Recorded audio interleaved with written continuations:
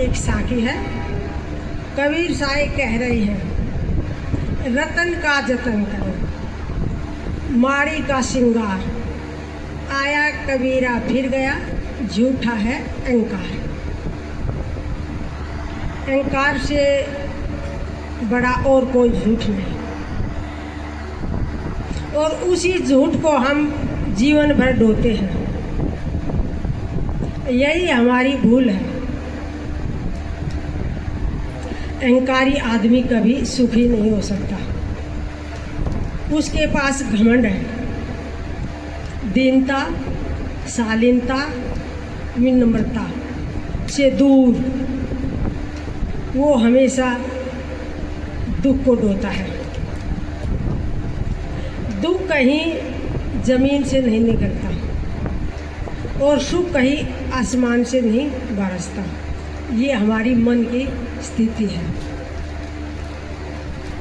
कबीर साहब ने इशारा किया है रतन। रतन बहुत मूल्यवान होता है। कंकड़ पत्थर हम कहीं से उठा ले वहीं मिल जाएंगे। लोहे लकड़ की दुकान भी मिल जाएंगे। साग भाजी की दुकान भी गली गली में हो गई है, कमी नहीं है। और जिसको हम सोना चांदी कहते हैं, उनकी दुकान भी शहरों में मिल जाती है और ग्राहक भी मिल जाते हैं। लेकिन कबीर साहब ने कहा कि रतन, रतन, हीरा मोती पन्ना, इनकी दुकान कहीं बड़े शहरों में मिलती है और ग्राहक भी बहुत कम होते हैं। तो रतन का जतन करो। जतन का मतलब इसको सुरक्षित रखो, देखभाल में रखो, संभाल के रखो।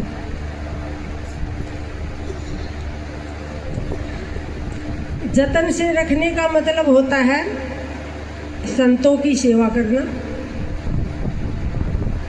कानों से उनके विचारों को श्रवण करना और पैरों से चलकर सत्संग पंडाल में आना और आँखों से दर्शन को पाना और मन से मनन करना। तभी ये रतन जतन से हम रख सकते हैं। रतन, ये मानुष तन जो हमें मिला है, ये बड़ा ही मूल्यवान और कीमती है। ये रतन है। रतन को अगर जतन से नहीं रखेंगे तो आखिरी में क्या होगा? पछताना पड़ेगा। और पछताने में खाली पछताना ही रहेगा, कुछ हाथ नहीं लगेगा। इसलिए हमें इसको अगर जतन से रखना है तो संतों की सेवा करना, इस तन से साधना और भजन करना और तन मन वचन से संतों को अर्पण कर देना। यही हम इस रतन को जतन से रखने की एक विधि है। यानी आखिरी में तो पछताना ही पड़ता है और उस पछताने में हाथ कुछ नहीं लगता, सिर्फ पछताना ही होता है। तो इसीलिए साहब ने बहुत ही सुंदर कहा है। और सभी महापुरुषों ने इस शरीर को, इस जीवन को 4 दिन का बताया है और किसी ने 2 दिन का बताया है, और है भी ऐसा ही। आप सभी को धन्ना जाट का नाम सुना होगा।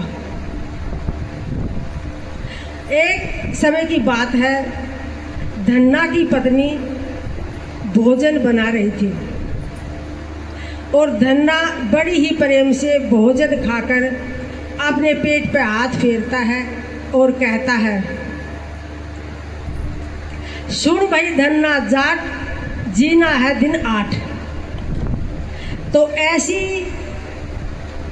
उनके मुख से ये वाणी सुनी तो पत्नी ने कहा जी फिर बोलियो। तो उसने कहा नहीं, मैं किसी को नहीं कहता, मैं तो खुद अपने को ही आप सुना रहा हूँ। फिर उसने कहा कि फिर कहा ना, हमको भी अच्छी तरह सुनाई दे।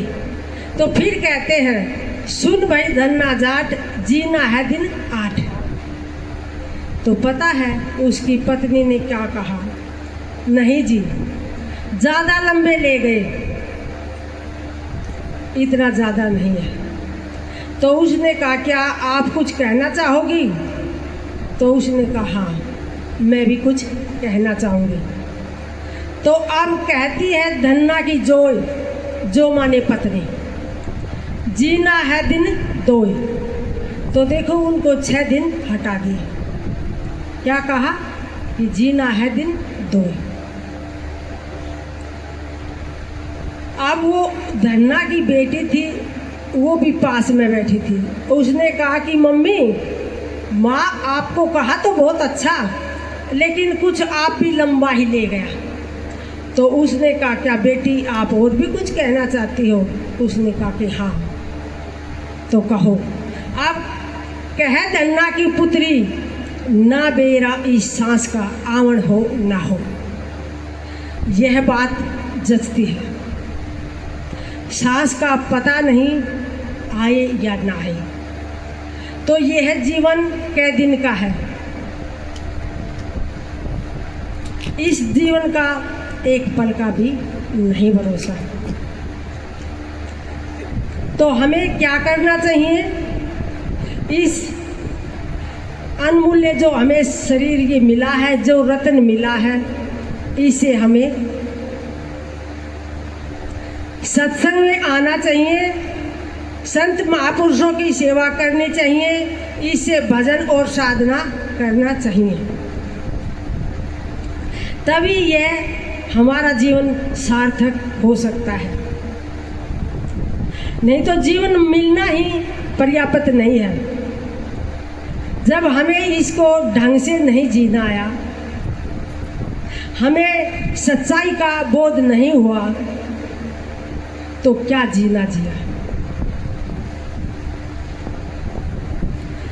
फिर हम पछताते हैं। कब? आखिरी समय पे। ये कोई कहानी नहीं और दृष्टांत नहीं, एक सच्चाई की बात है, ध्यान से सुने। कोई एक डॉक्टर और आईसीयू में वो अपनी नौकरी कर रहा था। तो उसको बताया कि मैं रिटायर होने से पहले मेरी ड्यूटी आईसीयू में थी, और आईसीयू में जो चला जाता है वो बहुत ही कम वहाँ से जिंदा निकलता है, नहीं तो मर ही जाता है। तो मैंने देखा एक मरीज 3 दिन से आईसीयू में लगा हुआ था, और जब मैंने उसको संभाला और देखा तो उनकी आंखों से आंसू बह रहे थे। तो मैंने पूछा कि भाई साहब क्या तकलीफ है? लेकिन उसको होश तो आ गया था, आवाज़ नहीं थी। तो उसको इशारा किया कि मैं बोल नहीं सकता। तब उस डॉक्टर ने कहा कि इससे तो हमें पूछना ही चाहिए कि ये रो क्यों रहा है। अब लग तो ये बेहोश था और अब आंखों से आंसू निकल रहे हैं, तो यह क्या वजह है? तब डॉक्टर को ऐसा इंजेक्शन दिया, उसके आवाज़ आई और फिर कहा कि भाई साहब आप बताओ आप क्यों रो रहे हो? अब वो कहता है कि भाई डॉक्टर साहब मैं क्या बताऊं, बताना भी नहीं चाहता। फिर उसने कहा कि देखो भाई आप हमसे मत छुपाओ, हमसे बताओ आखिर रोने की क्या वजह है, क्या कारण जिसे आप रो रहे हो? फिर उसने कहा कि देखो मैं भी आपकी तरह एक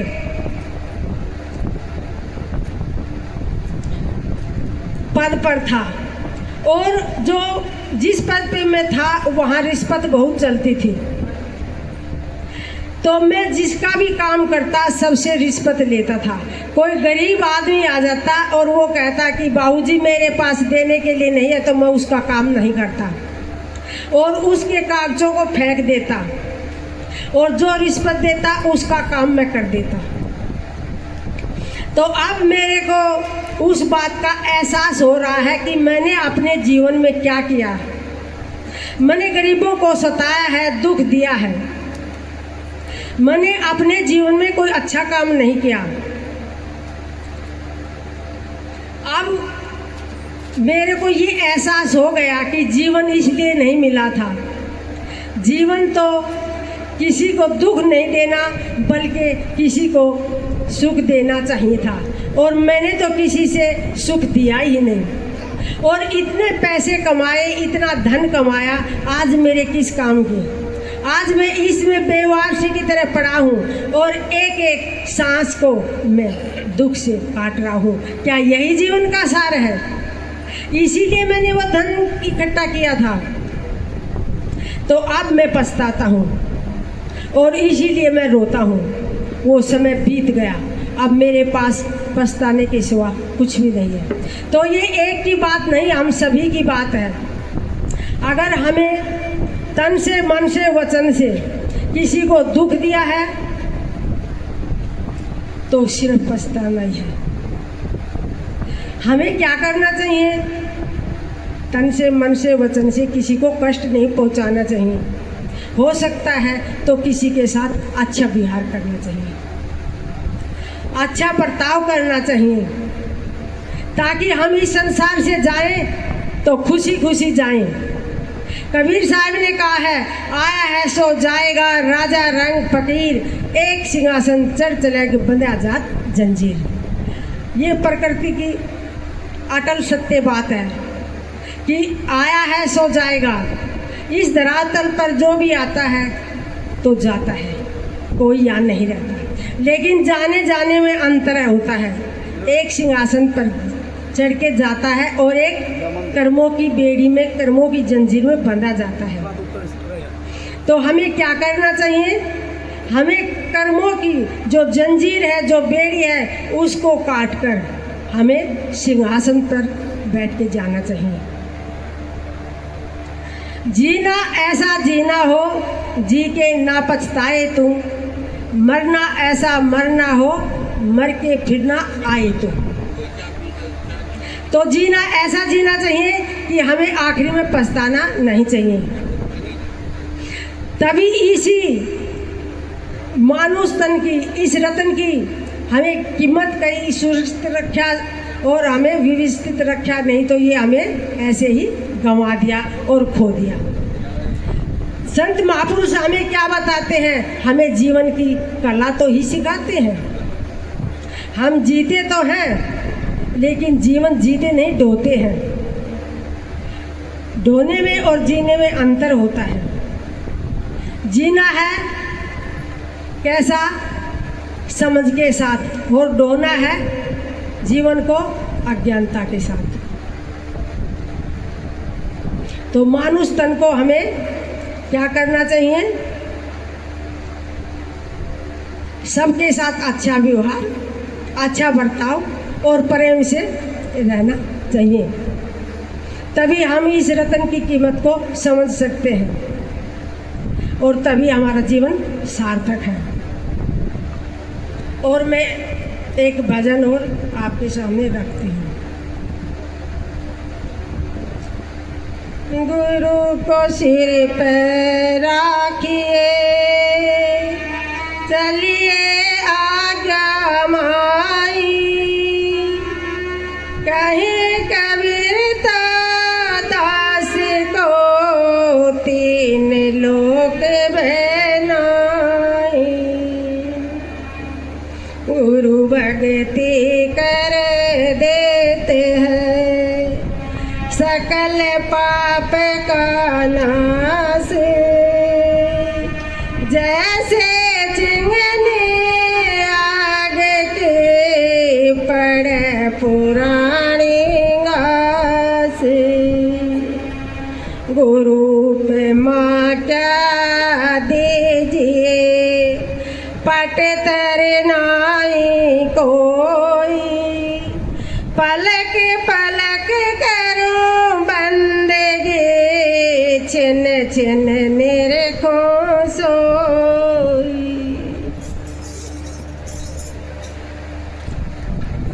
गुरु वचन को नहीं माने तो गुरुमुख नाम धराया क्यों।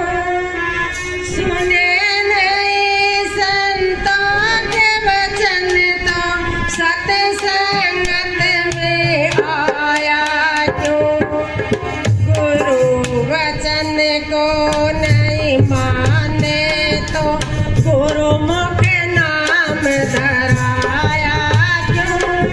सुने नहीं संतों के वचन तो सत्संगत में आया क्यों।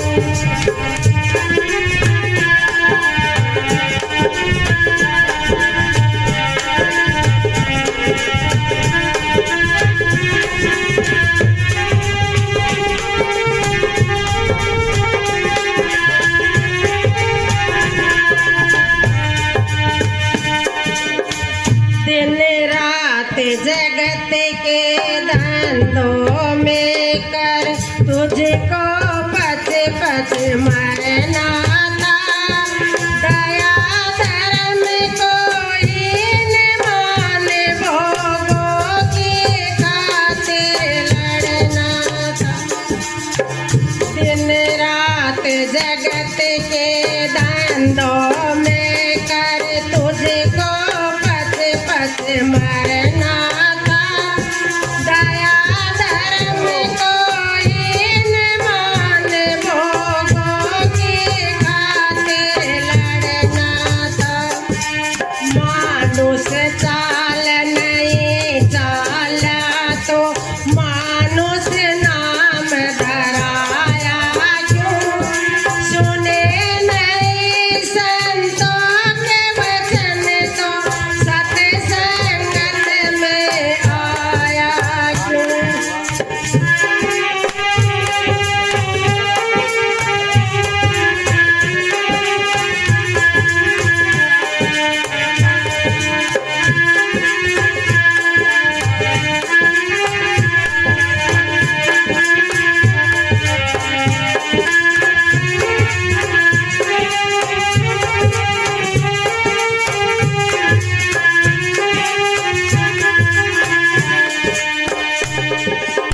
झूठी माया की ममता में तुझे एक पलक आराम नहीं। स्वार्थ से मानो है अपना परमार्थ का काम नहीं। झूठी माया की ममता में तुझे एक पलक आराम नहीं। स्वार्थ से माना है अपना परमार्थ का काम नहीं। जय सतगुरु से प्रेम नहीं तो झूठा ढोंग रचाया क्यों। सुने नहीं संतों के वचन तो सत्संगत में आया क्यों।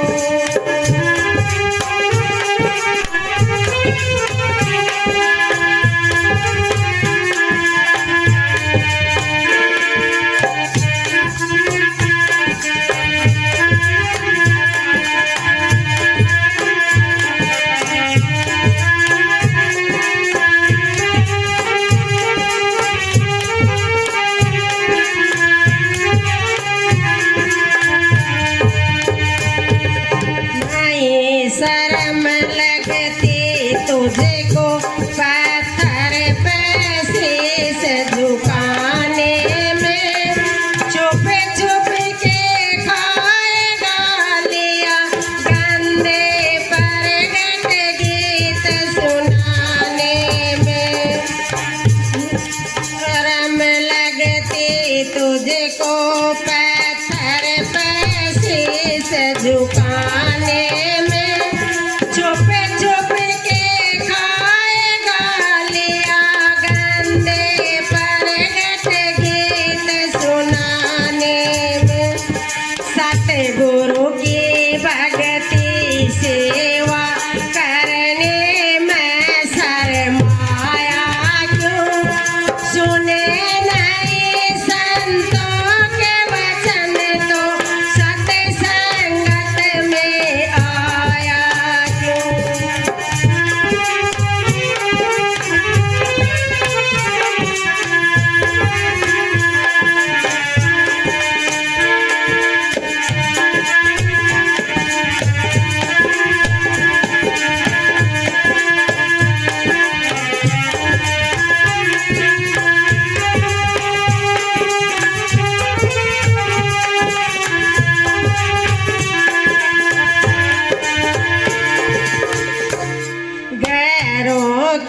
कहने में आकर अपना काम बिगाड़ लिया। नंबर 2 में जमा करके तन कपट कटाई डाल दिया। गैरों के कहने में आकर अपना काम बिगाड़ लिया। नंबर 2 में जमा करके तन कपट कटाई डाल दिया। जय तुझको पाछे हटना था तो आगे कदम बढ़ाया क्यों? सुने नहीं संतों के वचन तो सत्संगत में आया क्यों?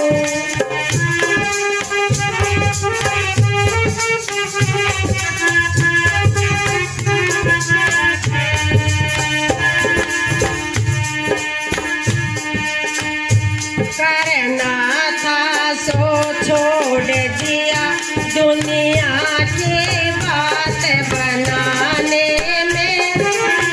चतुराई में लगा हुआ बातों से खुदा जाने में। करना था सो छोड़ दिया दुनिया की बात बनाने में।